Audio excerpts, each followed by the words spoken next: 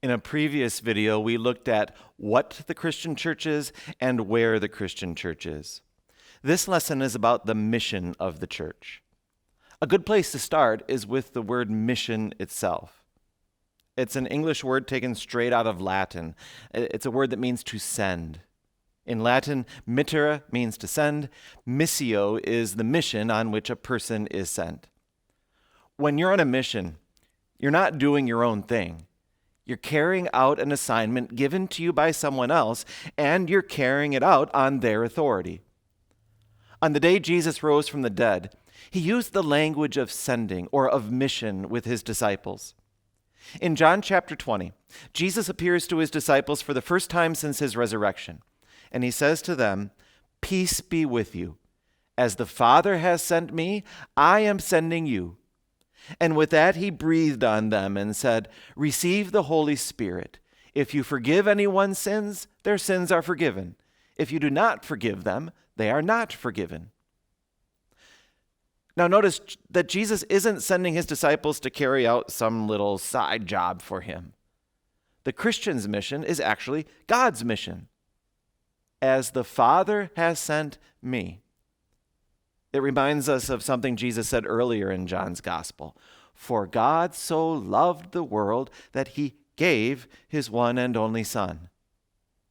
So the Father sent his Son, and then having paid for the sins of the world by his death and having conquered death by his resurrection, Jesus sends his disciples to join him and his Father in their mission of saving the world. But Jesus, he doesn't send them alone. He breathed on them and said, "Receive the Holy Spirit." As Christians set out on God's mission, the Holy Spirit goes with them and works through God's message that they speak. And God's message, it's forgiveness. If you forgive anyone's sins, their sins are forgiven. So at the time Jesus said this to his disciples, soon people would no longer hear words out of Jesus' own mouth. They would instead hear Jesus' words out of the mouths of Christians. But those words would have no less authority or validity because Christians speak by the command and at the authority of Jesus. When a Christian forgives the sin of anyone, well, their sins are forgiven, just as if the word of forgiveness came from the mouth of Jesus himself.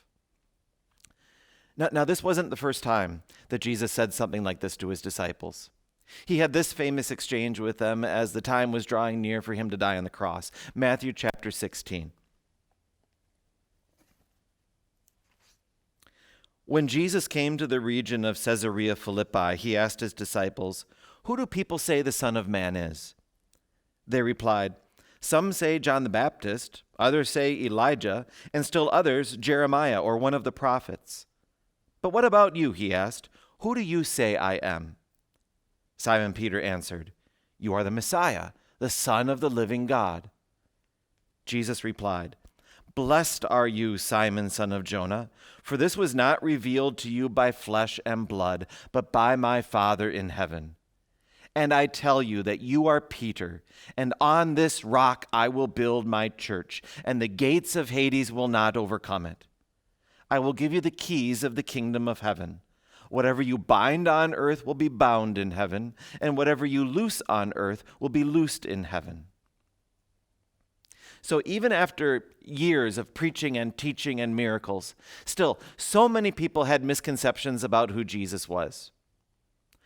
Peter was always quick to speak for all the disciples, and this time he got it right. Jesus wasn't a prophet come back from the dead.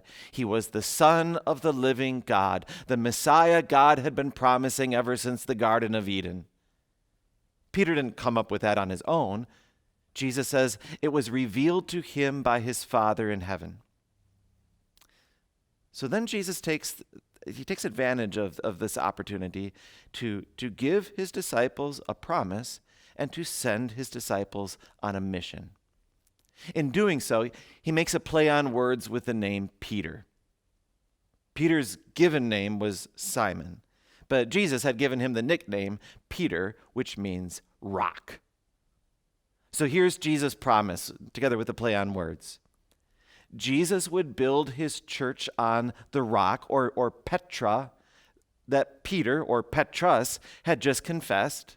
That rock of truth is that Jesus is the Messiah, the Son of the living God. And nothing would ever overcome that truth, or the church on which it is built. The picture Jesus uses is of the gates of hell itself thrown open, and all of its hordes of evil pouring out to wage war against his church. But hell and all evil fail because of the Messiah on which the church is built. That's the promise. Then comes the mission. And I should add, the tools to carry out the mission. Jesus calls them the keys of the kingdom of heaven. Whatever you bind on earth will be bound in heaven, and whatever you loose on earth will be loosed in heaven.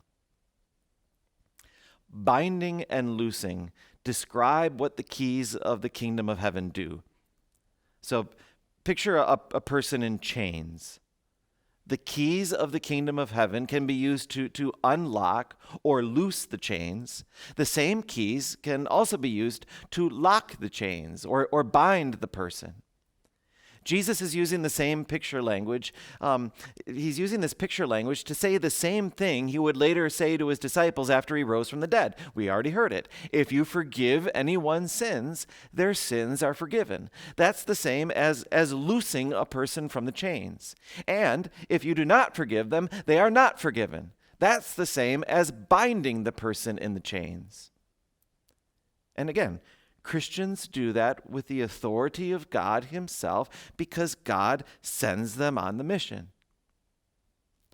The Father sends his Son for the world. The Son sends Christians into the world. And the Father and the Son together send the Holy Spirit to Christians and through Christians as they carry out his work. The mission of the church, which is to forgive and to not forgive sins, well, it's first and foremost God's mission. It's our mission by extension because God calls us to join him in his mission.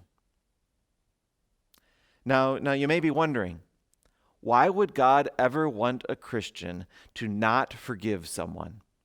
Or to use Jesus' language in Caesarea Philippi, why would God ever want a Christian to bind? That's going to be the subject of our next lesson.